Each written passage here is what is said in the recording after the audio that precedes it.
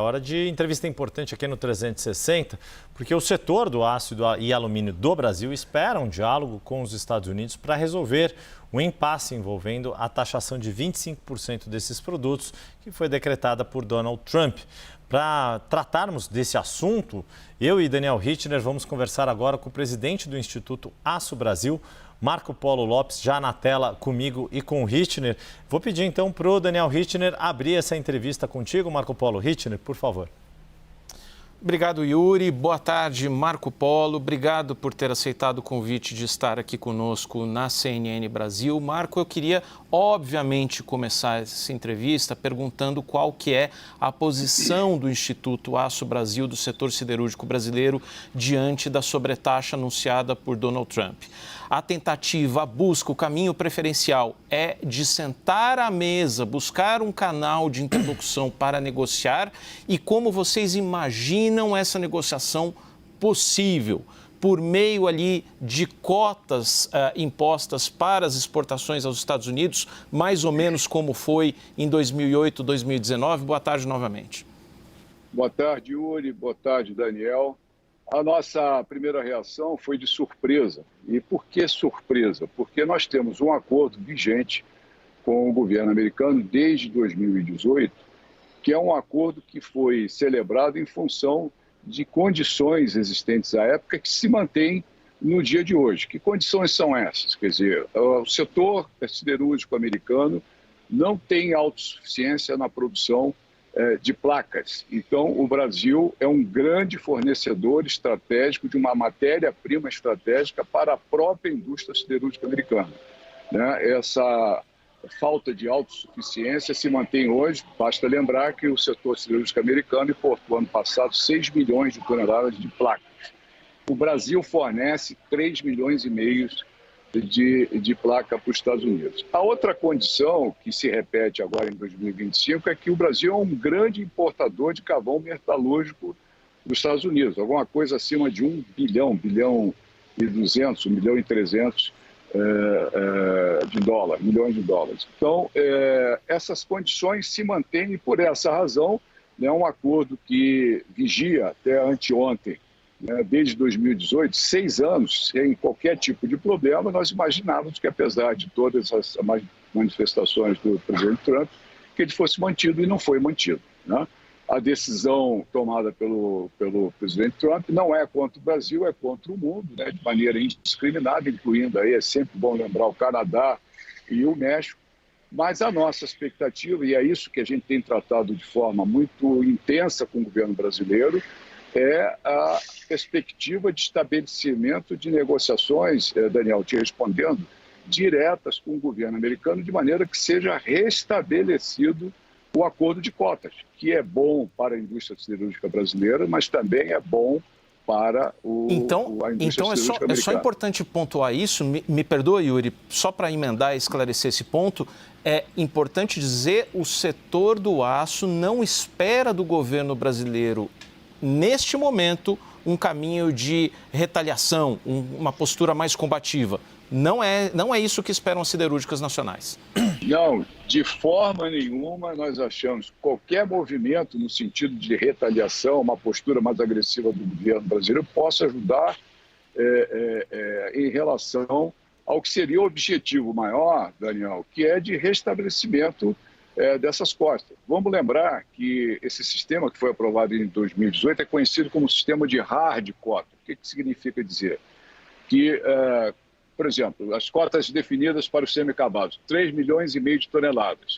Atingido esse total de 3 milhões e meio de toneladas, não entra absolutamente 1 quilo a mais no mercado americano. A alfândega americana simplesmente não aprova a entrada em território americano desse 1 quilo a mais que eventualmente tenha passado da cota. Então é um sistema duro, mas que vem funcionando enquanto os Estados Unidos, ao longo desses 6 anos, fez acordos com a União Europeia, com o Japão, mais flexíveis, trabalhando com um sistema de soft quota, que significa dizer, atingiu a cota, pode continuar exportando, desde que pagando a tarifa estipulada de 25.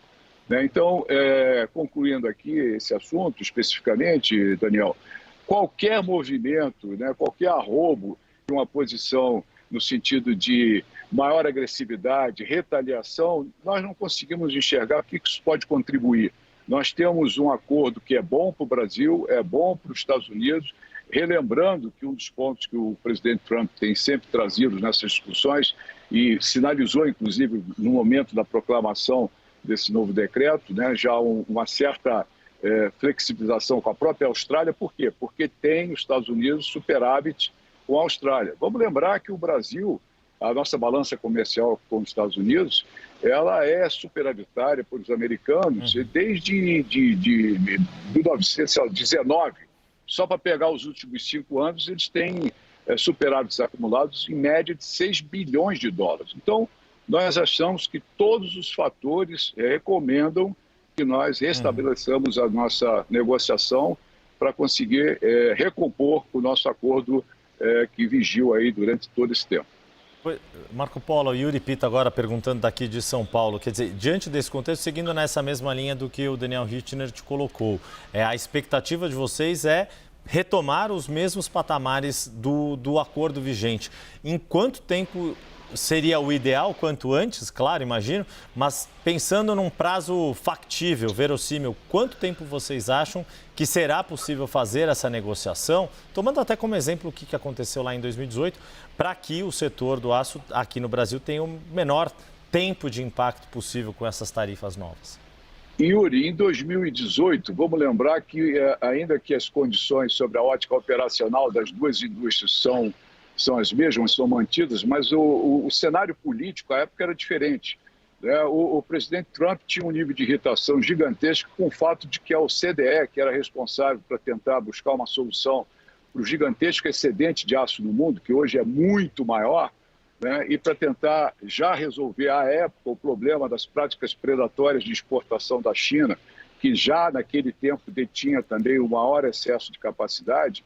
Então, frustrado com o fato de que a OCDE não conseguiu, ele tomou a decisão, lembrando aqui de novo sobre a bandeira do que seria a segurança nacional, ele definiu essa tarifa de 25 para o mundo inteiro.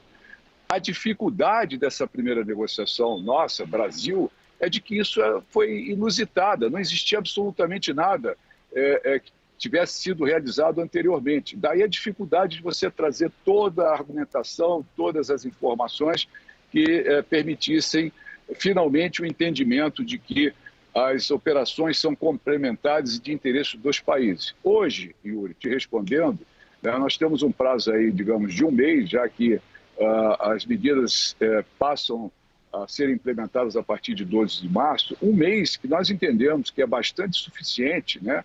Uma vez o governo brasileiro tendo recebido as informações, né, tendo decantado um pouco, que os canais sejam estabelecidos e aí já com todas as informações disponíveis, a experiência que já temos aí com esses 6 anos de vigência do acordo, nós possamos ter uma solução mais rápida. Daniel Richtner. Marco Polo, é preciso a gente colocar nessa equação o potencial desvio de comércio que essa medida nos Estados Unidos, se efetivamente implementada, vai causar no setor de aço global. O Brasil está buscando um caminho, restabeleceu o acordo, cotas, mas talvez o mesmo não valerá para a China, por exemplo, que é um imenso produtor de siderurgia, de aço. Qual que é o potencial efeito? Essas vendas de aço da China para os Estados Unidos hoje e de outros países também, podemos falar da Turquia, de outros países, essas vendas podem acabar parando no Brasil.